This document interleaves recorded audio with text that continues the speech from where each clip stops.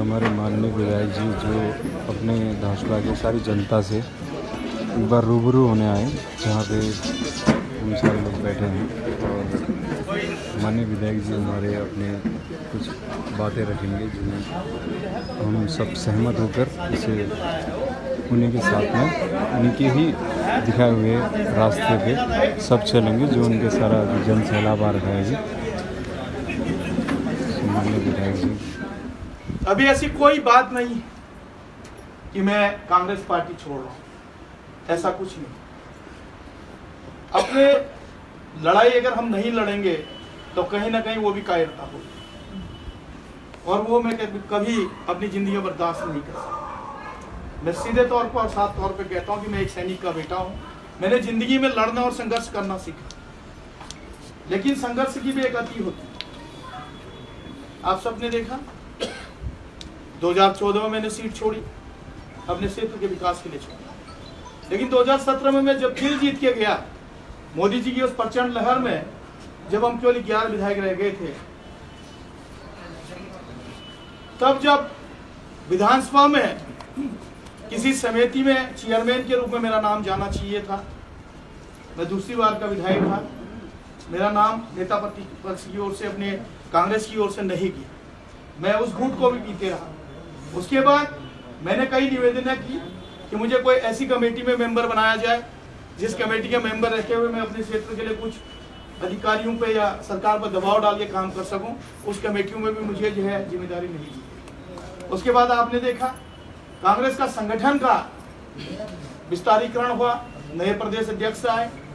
जो नए प्रदेश अध्यक्ष की कमेटी का जो गठन हुआ, उस कमेटी में आपने देखा होगा मुझे साजिशन नीचा दिखाने के लिए 116वें नंबर पर कर्म संख्या पर मुझे जो है प्रदेश सचिव बनाया, जबकि जितने भी हारे हुए विधायक थे या जीते हुए विधायक थे, या तो महामंत्री बनाया गया, या प्रदेश उपाध्यक्ष बनाया गया, या आमंत्रित सदस्य बनाया गया। एकमात्र मैं था उस विधायक में, उस प्रदेश सचिव की कार्य सूची में, जिसको विधायक को रखा गया था, और 116वें नंबर। उसको भी मैंने समझा चलो कुछ नहीं, कुछ आगे होगा।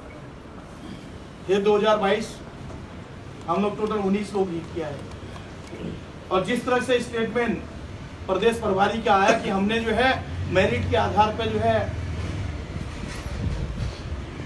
पद दिए, तो मैं कहना चाहता हूँ उसमें मेरी मेरिट सबसे कम कहाँ पे थी, जबकि धारचूला में 33 साल बाद कांग्रेस का विधायक मैं जीत के आया, शायद लीलाराम शर्मा जी के बाद कोई कांग्रेस का विधायक नहीं। और 2014 में मैंने अपनी सीट छोड़ी, राहुल जी को हम सब ने मिलकर हमने जीत के भेजे। और जहां पूरे देश में, पूरे प्रदेश में हम लोकसभा हारे थे, केवल 3 लोकसभाएं जीते थे, हम विधानसभाएं जीते थे। आपके जागेश्वर में गोविंद सिंह कुंजवाल जी के यहाँ, और चक्रवाता में प्रीतम सिंह जी के यहाँ, और धारचूला में हम 5000 से ऊपर वोटों से जीते। 17 में भी मैं जीत के गया, और 22 में भी जीत के गया, लेकिन उनके मेरिट का जो चश्मा था उसमें कहीं न कहीं हमारी अनदेखी थी। पहले बार के विधायक को तुम नेता प्रतिपक्ष बना देते हो, 3 बार जो लगातार जीत के आ रहा है उसका कहीं नाम नहीं। उसके बाद भी आपको भाई, हम अपनी पार्टी में अपनी बात नहीं रखेंगे तो किसके सामने रखेंगे?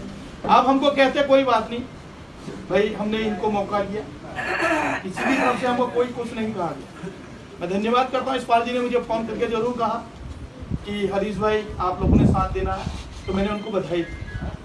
भाई कोई व्यक्ति मेरे से सीनियर है और उनको अनुभव भी ज़्यादा है, उन्होंने मुझे फोन किया तो मैंने इस्पाल जी का धन्यवाद किया, और मैंने किसी का विरोध नहीं। भाई आज जब मैंने सुना कि जो वर्तमान प्रदेश अध्यक्ष जी हैं उनका लोगों को ये कहा गया कि हमने हरीश धामी को फोन किया, फोन नहीं, मैं आज भी कह सकता हूँ, केवल मेरे पे एक मैसेज आया था कि आप कहाँ, उसके अलावा ना मुझे फोन आया ना कोई भी है मेरे को बताया। तो अब आप समझ सकते हैं कि जिस पार्टी में मैंने अपने जीवन के, क्योंकि मैं 1997 में मुझे राउत जी के द्वारा ब्लॉक अध्यक्ष बनाया गया यूथ कांग्रेस में, कहीं ना कहीं जहाँ हमने अपने 25-30 साल लगा दिए, अगर वहाँ पे सब कुछ करने के बाद भी अनदेखी होती तो आदमी का भी अपना मनोबल गिरता। मैं आप सबको इतना जरूर कह रहा हूँ, मैं कांग्रेस में हूँ, लेकिन मैं आज घोषणा कर रहा हूँ 27 का चुनाव चाहे मैं निर्दलीय लड़ूंगा, लेकिन कांग्रेस में नहीं लड़ूंगा, क्योंकि मुझे पता है मेरा भविष्य कांग्रेस में नहीं है, ना कांग्रेस के साथ। लेकिन मैं इतना सबसे कहता हूँ, जितने भी मेरे कांग्रेस परिवार के साथी जिन्होंने मेरा 2012 से लेके इस सुख दुख में साथ दिया, अगर मुझे आप लोगों के लिए, आपकी सेवा के लिए अगर अपनी प्राणों की आहुति भी देनी पड़े तो मैं आपके लिए तत्पर हूँ और तैयार हूँ। और मैं कभी आपकी भावनाओं को, आपके मनोबल को ठेस नहीं पहुंचने दूंगा। आज आप लोगों को लग रहा है कि हरीश धामी भाजपा में चले जाएगा, ऐसा कुछ नहीं। मैंने चुनाव में भी कहा था कि मैं अपने क्षेत्र के विकास के लिए, अपने क्षेत्र के लिए अगर मुझे कोई भी कुर्बानी देनी पड़ी तो मैं दूंगा, और मैं कोई भी फैसला आपसे पूछे बगैर कहीं पे नहीं लूं। मैंने सबको समझ दिया, मैं कोई फैसला लूं और उस फैसले के बाद अगर आपके बीच में आके कहूं कि मैंने ये तय कर लिया, तो कहीं ना कहीं वो आप लोगों के साथ जो चुनाव में जो आप लोगों ने मेरे लिए जो कांग्रेस पार्टी के लिए काम किया था, वो आपके साथ विश्वासघात था। और सैनिक का बेटा होने के नाते मैं कभी आपको जो है इस तरह के जो है विश्वासघात नहीं था। मैंने कहा है कि अगर मेरे क्षेत्र की जनता चाहेगी, मेरे क्षेत्र का अगर विकास कहीं पर, अगर उसके लिए मुझे अपनी सीट छोड़नी पड़े तो मैं आज भी कह रहा हूं, मैं उसके लिए तैयार हूं, लेकिन बिना आपके अनुमति के नहीं होगा। और इतना तय है, मैं जहां पर भी रहूंगा तो मैं सबसे पहले अपने आदमियों के लिए, अपने लोगों के लिए रहूंगा। अगर कहीं पर अगर कोई चीज होगी तो मेरे क्षेत्र के लोगों के लिए पहले होगा, तब मेरे लिए बात। तो मैं आप सबसे इतना आश्वस्त कर देना चाहता हूं कि आपको चिंता करने की जरूरत नहीं। लेकिन जिस पार्टी में हमने सब कुछ अपना निछावर किया, उस पार्टी की तरफ से जिस तरह का रवैया है, तो इतना तो मेरा भी आत्मसम्मान है कि मैंने तय कह रहा हूँ कि मैं 2027 का चुनाव मैं कांग्रेस के टिकट पर नहीं लड़ूंगा। ये मैं आप सबसे वादा कर रहा हूं। क्योंकि कल हमारे प्रदेश अध्यक्ष जी जो है कुर्सी में बैठ रहे हैं, लेकिन मुझे अभी तक एक बार फोन करके नहीं कहा गया कि भाई कल आपको भी आना।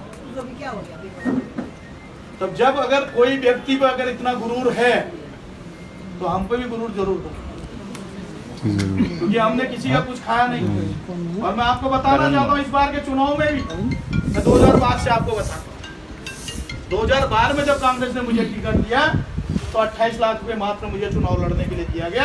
50 लाख रुपए काशी सिंह हरी जी को दिया गया, 25 लाख गजगन रजवार को दिया गया कांग्रेस की तरफ से, और 2017 में केवल 7 लाख रुपए चुनाव लड़ने के लिए मुझे दिया गया। और इस 2022 में भी केवल 30 लाख रुपए दिए, वो भी 10 लाख रुपए लास्ट में दिए गए। और सारे जितने और विधायक थे सबको 50 लाख से ऊपर का पैसा। सबके बाद झंडा डंडा आया, घोषणा पत्र आया। एक हरीश धामी था जिसके बाद न झंडा दिया गया पार्टी की तरफ से, न कोई घोषणा पत्र दिया। 11 तारीख की शाम को हमारे लोगों को फोन करके कहते हैं कि आप हल्द्वानी से झंडा डंडा उठा लें। तो आप तय कर सकते हैं कि जब पार्टी ने पहले ही तय कर लिया कि इस आदमी को हमने जो है उठने नहीं देना। और इस बार की भी आप सबको भली भांति पर पता है, जिसको प्रदेश का कार्यकारी अध्यक्ष बनाया गया था उस व्यक्ति के द्वारा इस बार भी 50 लाख रुपए भाजपा को दिया गया। ये आप सबको पता है। आपको हराने के लिए एक दौर से यहाँ आया पैसा। तो आप समझ सकते हैं, जिस पार्टी में हमने अपना सब कुछ लगाया और उस पार्टी में ही हमारे साथ फिर छोड़ी में हुई क्या, जब हरीश रावत जी को उस पार्टी में नहीं पूछा जा रहा है तो फिर हरीश धामी जी भी शादी। और कहीं ना कहीं मुझे टारगेट इसलिए किया जाता है कि मैं हरीश रावत जी के साथ खड़ा रहूं। शायद अगर मैंने भी अपने बारे में, अपने परिवार के बारे में सोचा होता तो आज मैं भी बहुत आगे।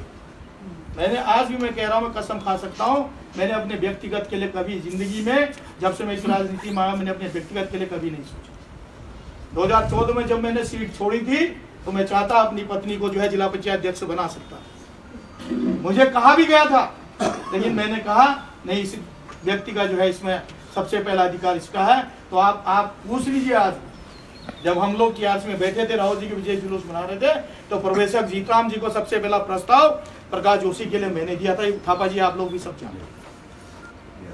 मैंने कभी अपने लिए, अपने परिवार के लिए नहीं सोचा। लेकिन इतना जरूर है कि इस बार जो चुनाव में हमने लोगों से वादे किए थे, बल्कि कई साथियों ने कहा कि धामी जी आप कह तो रहे हैं अगर सरकार नहीं आएगी तो आप क्या करेंगे। हमने कहा संघर्ष करेंगे और अपने लोगों को हम विकास का जो है काम करते हैं। तो मैं अभी आप सबको निश्चिंत करना चाहता हूं कि मैंने ऐसा कोई फैसला नहीं। लेकिन अगर मुझे क्षेत्र के हित के लिए अगर मुझे सीट छोड़ूंगा तो सबसे पहले आप लोगों ने मुझे बनाया, मैं आपके बीच आऊंगा, आपसे पूछे बगैर कोई फैसला नहीं। आप नहीं मानिए, जब तक आपको नहीं पूछूंगा आप लोगों को, तब तक मैं सीट छोड़ूंगा नहीं। लेकिन इतना जरूर है कि मैं आज घोषणा कर रहा हूं कि 27 का चुनाव चाहे कांग्रेस की सरकार बन भी रही होगी, मैं कांग्रेस के टिकट पर चुनाव नहीं लड़ूंगा।